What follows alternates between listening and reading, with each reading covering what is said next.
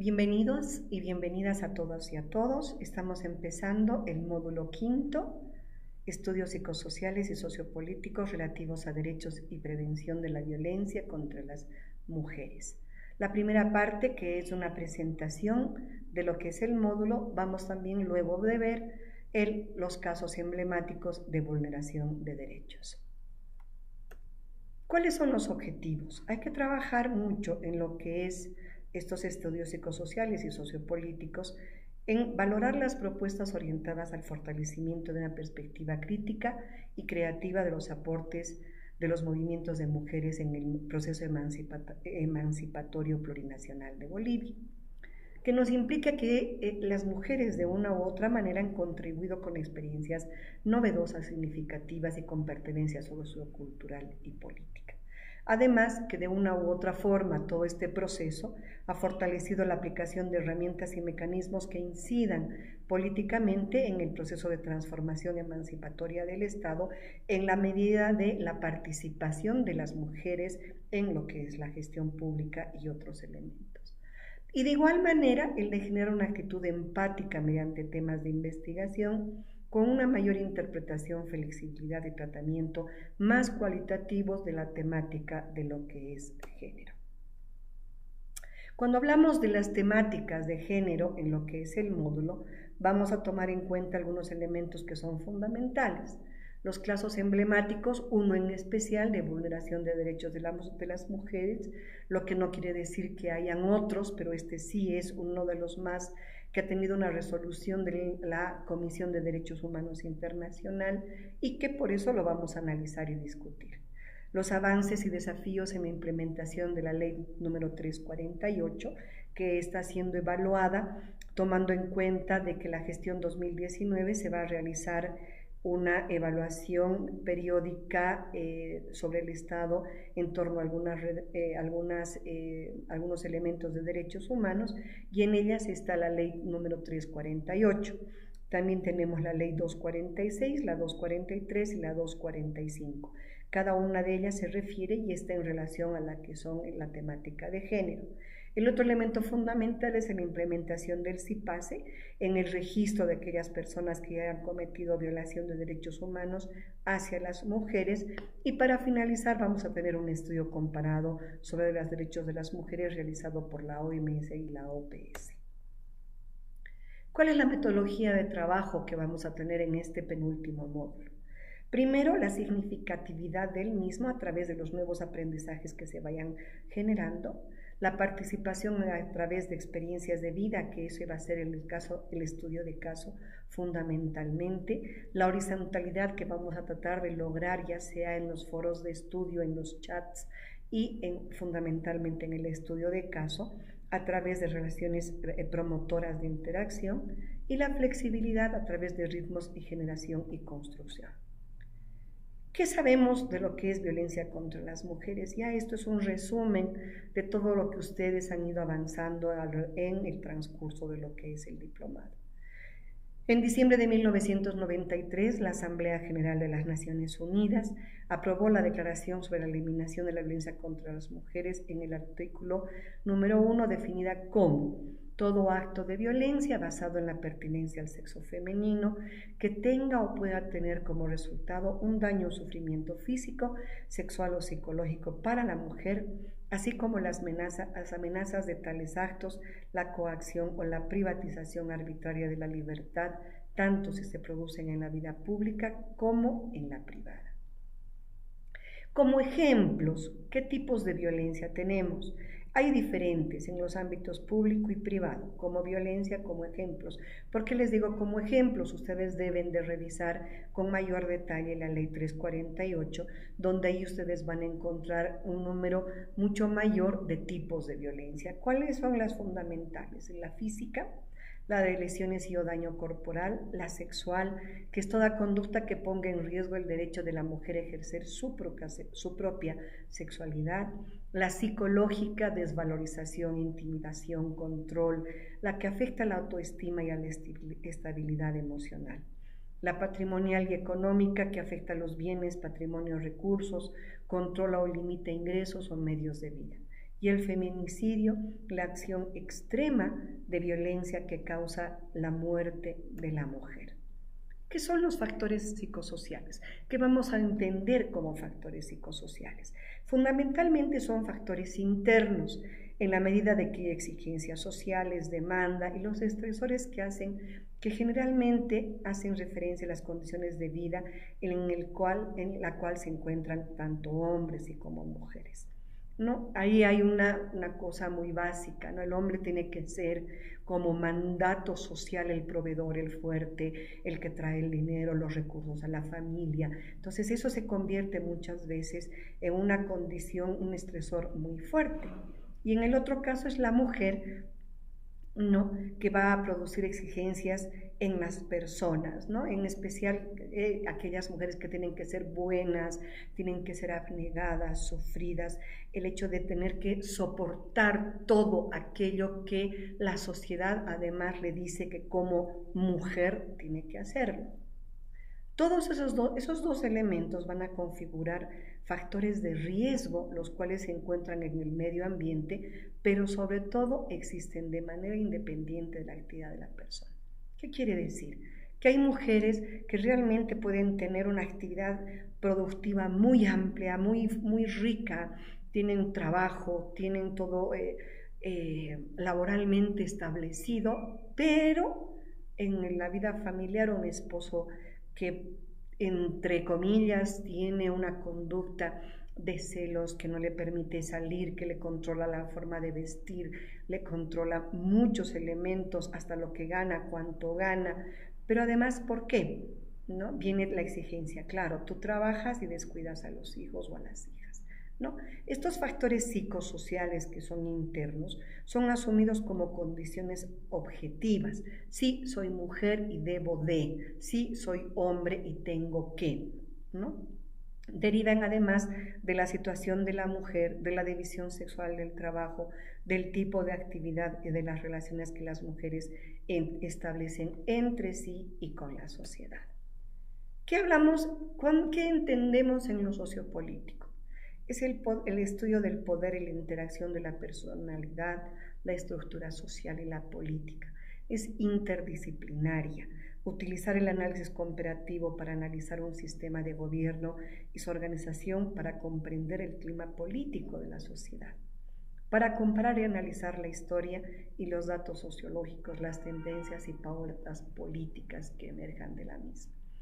Por ejemplo, la situación de la mujer boliviana no podemos decir que sea la misma hace 20, 25 años que la que tiene actualmente. Hace 15 años aún la mujer era considerada como alguien que si se estaba en política había que ver qué tipo de cómo haya subido, por qué haya subido, qué es lo que le haya permitido subir. No era un atributo personal, siempre estaba ligado a otras cosas que no necesariamente era lo que la persona podía lograr. Por eso cuando hablamos de enfoques de investigación psicosociales y sociopolíticos, vamos a ver tres elementos, ¿no? Fundamentales: individual social, la desigualdad y las relaciones de poder. Cuando hablamos de lo individual es cómo va a afectar a la persona en el caso de la violencia, en el caso de la ley 348, por ejemplo, cómo está afectando, cómo va a afectar. Y cuando hablamos de la persona, estamos hablando de mujeres y de hombres, no solamente de mujeres. Y esto es en lo social cómo afecta a la sociedad, cómo la sociedad está dentro de ese proceso, dentro de esa cultura ahora de no permitir un machismo, de no permitir un sistema patriarcal tan cerrado. Y por eso vamos a ver de igual manera el tema de desigualdad, ¿no? ¿Quién manda, quién ordena, quién hace uso del poder? Es en el plano de lo individual, pero también en la parte de lo social vamos a ver el sistema patriarcal. Cómo influye, sigue, cómo estamos trabajando esos elementos que hacen a la despatriarcalización fundamentalmente. Y las relaciones de poder, que va ligado a la familia, porque la familia en un momento dado hay relaciones de poder, nos guste o no. O sea, eso quiere decir quién ordena, quién manda, quién asume las responsabilidades, cómo se asumen estas responsabilidades. porque a veces esto viene y se genera a través de lo que es el padre que golpea a la madre y la madre que golpea a las hijas e hijos, ¿no? Y se convierte en una relación de poder y en una familia que muchas veces se encuentra en riesgo de expulsión de sus propios miembros, de sus propios integrantes. La burocracia que se va generando en este proceso, la idea de que las mujeres deben o no deben trabajar, las mujeres deben o no deben hacerse cargo del tema educativo, etc. Y el tema de comunicación a nivel social, cómo la sociedad también va a influir en esas relaciones que se dan a nivel de la familia. ¿Qué datos tenemos? Los datos de violencia del 2017. Según el INE, la encuesta de prevalencia y características de la violencia contra las mujeres del 2016, te dice que 75 de cada 100 mujeres casadas o en unión libre son víctimas de violencia. Eso quiere decir más o menos 7 mujeres y media, casi 8 mujeres de cada 10, ¿no? En toda la gestión 2017, de las mujeres casadas o en unión libre que se encuentran en situación de violencia de pareja, se tiene que un 88% declara sufrir o haber sufrido violencia psicológica. Y esto es lo más grave, ¿no? O sea, ¿cómo podemos nosotras, cómo pueden los otros poder determinar que hemos sufrido violencia psicológica si no existen peritos para ver este tema? O sea, tienes que llegar en una situación realmente de haberte quebrado moral, espiritualmente. O sea, la violencia psicológica es lo que más cuesta probar, lo más difícil de comprobar. ¿Cómo puedes decir que tienes tu autoestima quebrada o que ya no puedes soportar estar ahí en esa relación si sigues trabajando, sigues manteniéndote porque tienes hijos, ¿no? La violencia física, en cambio, que es 46.6%, es, bueno, entre comillas, más fácil de probar porque puedes llegar con la cara, con la nariz reventada, los ojos con moretes, el cuerpo con hematomas. O sea, tienes que llegar a ese extremo y decir, sí he sufrido violencia física. El otro de igual manera, ¿no? ¿Cómo pruebas la violencia sexual? Llegar a una entidad donde además aún no está trabajada la calidad, la calidez, y decir, he sufrido una violencia sexual de mi marido. Te van a mirar con cara de vos que no has hecho, más o menos, ¿no? Entonces hay que trabajar mucho aún estos procesos, pero si se dan cuenta, es realmente espantoso los datos de violencia que hay en la gestión 2017. Y la otra es con 34% casi la violencia económica. A lo largo de su relación, el 92.7%, 93% de mujeres declara haber sufrido violencia psicológica, 67% violencia física, 45% violencia sexual y 42% violencia económica.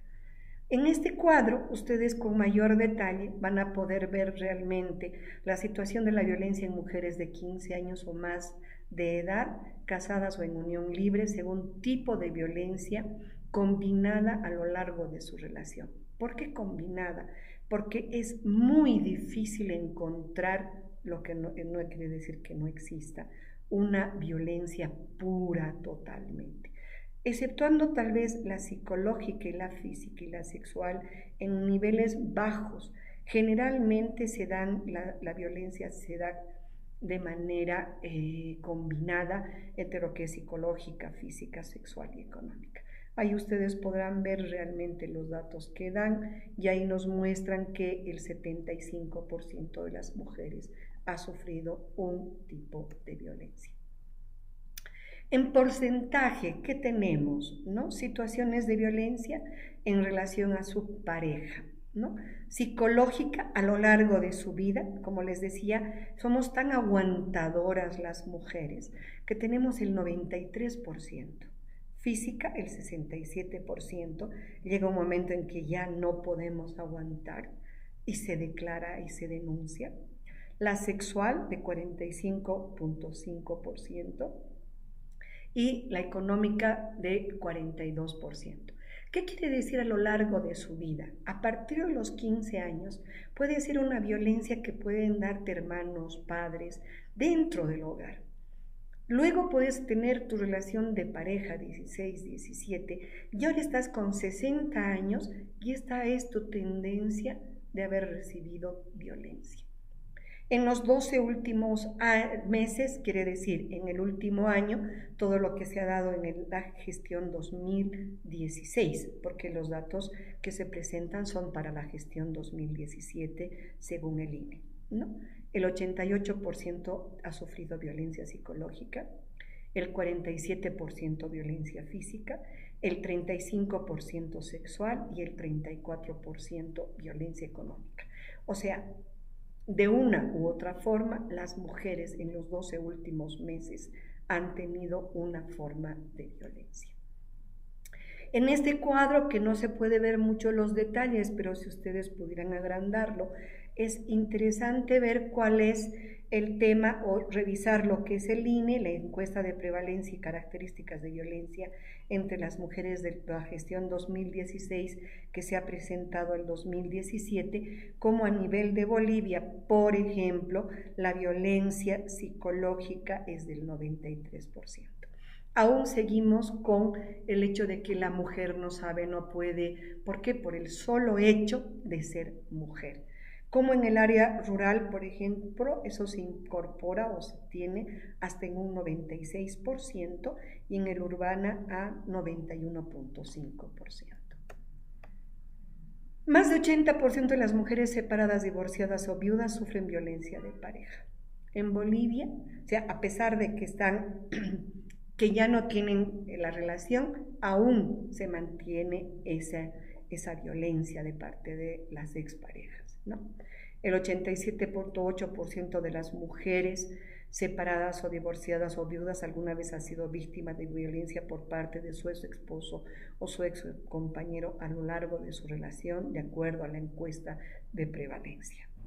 El departamento de Potosí presenta el mayor porcentaje de violencia con un 96.5%, mientras que en el departamento de Oruro es con menor violencia con el 75.3%.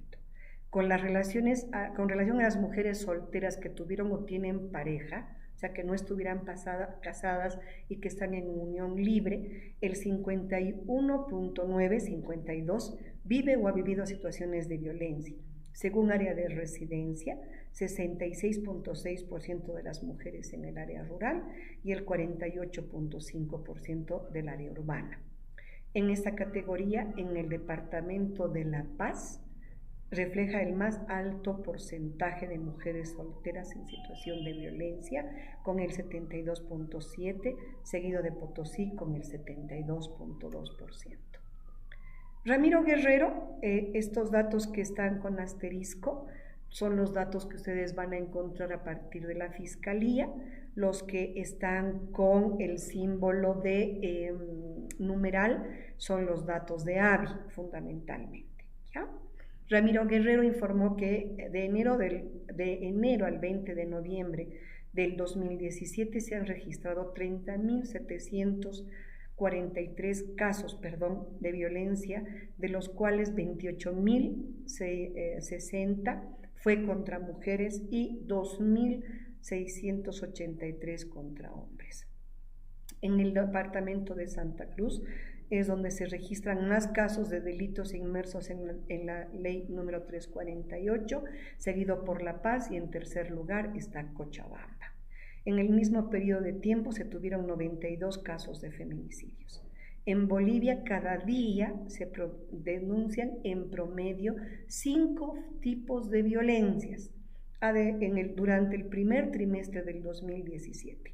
Una de cada 3 mujeres en el mundo sufre violencia física o sexual, principalmente a manos de un compañero sentimental. Según ONU Mujeres, la violencia contra las mujeres es el abuso más generalizado de los derechos humanos y el feminicidio es su expresión extrema. Seguimos con los datos 2017. La impunidad, que alcanza niveles alarmantes en América Latina y el Caribe, es un elemento central para la perpetuación de la violencia contra las mujeres.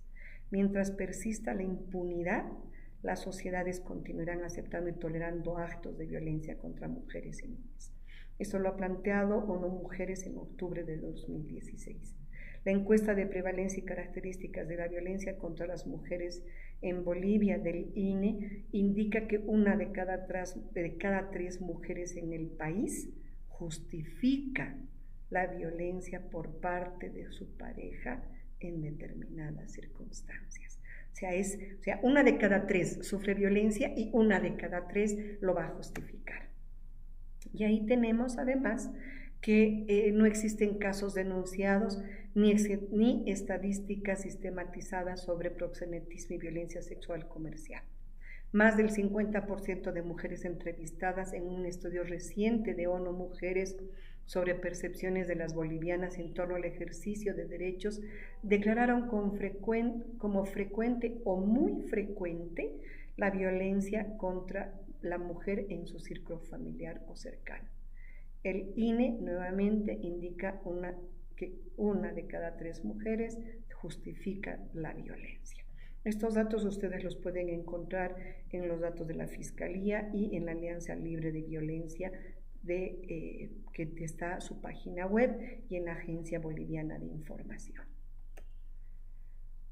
Cuando hablamos de casos emblemáticos, vamos a trabajar además y se lo va a trabajar a partir de lo que es la misión o la visión que tenga cada uno de estos. Hay casos emblemáticos, el que vamos a trabajar es de una violación, hay casos emblemáticos que están referidos a lo que son la violación de derechos sexuales y derechos reproductivos. Primero, pues hay que trabajar un tema conceptual, ¿qué estamos entendiendo por emblemático? En el tema de política, o sea, no política como partidista, sino como ideología, el hecho de que la mujer, que ella intervenga, una mujer en situación de vulnerabilidad y un hombre, la ética a través de lo que es lo moral y a través de lo que es fundamentalmente el trabajo que se viene realizando sobre valores, la estrategia que se debe trabajar en un caso de estos y si este caso emblemático se convierte en algo utópico o más al contrario es algo que puede ser analizado, estudiado y no permitir que vuelva a ocurrir. Y aquí tenemos el primer caso emblemático que ustedes tienen que trabajarlo, aquí lo voy a presentar como un resumen, que es el caso MZ versus Estado. En octubre de 1994, una joven profesional es agredida en el cuarto que alquilaba. Se defiende como puede, logra hacerle herida una frente a su agresor. En noviembre de 1996, de acuerdo a los indicios encontrados, a las pruebas fehacientes y en las declaraciones de los testigos, se declara culpable al agresor. Se lo condena a 5 años al agresor. Ahí tienen ustedes el nombre en abreviatura JCAO por 5 años. MZ interpone recurso de apelación para mayor sanción. En 1998, en instancia de apelación, el juez determina absolver de culpa al procesado porque MZ se niega a estar presente en la declaración del agresor. O sea, ha violado el juez su derecho de la víctima de no estar presente. No importa la edad, tú puedes como mujer decir no estar presente y decir no quiero volverlo a escuchar. Se vuelve a plantear un recurso de casación y absuelven totalmente al procesado. De 1994 a 1998 son 4 años de acciones judiciales, existe una situación de vulneración de derechos y existen diferentes instancias diferentes sentencias en instancias diferentes. El 2000, el CLADEM de Bolivia, la Oficina Jurídica de Mujer, el CEGIL, presentan denuncia ante la Comisión Interamericana de Derechos Humanos en Washington sobre el caso MZ.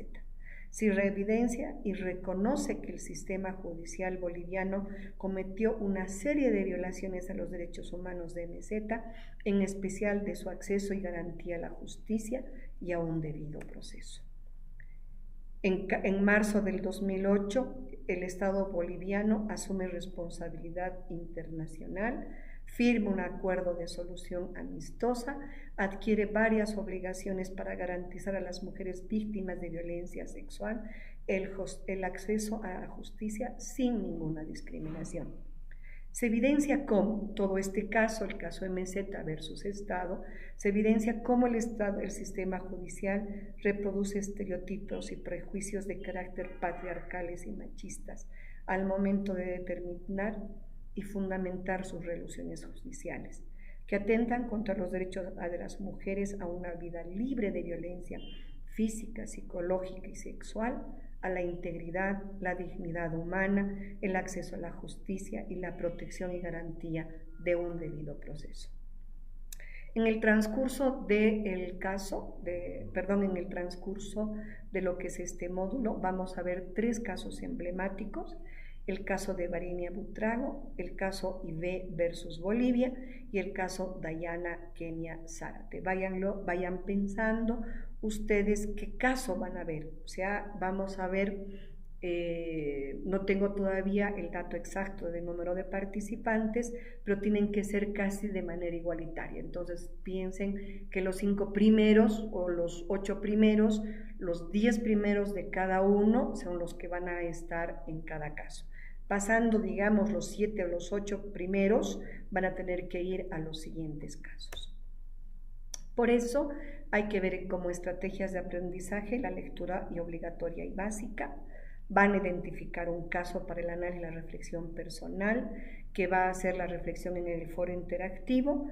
Al finalizar se deberá presentar una hoja resumen de su posición sobre el caso en el foro.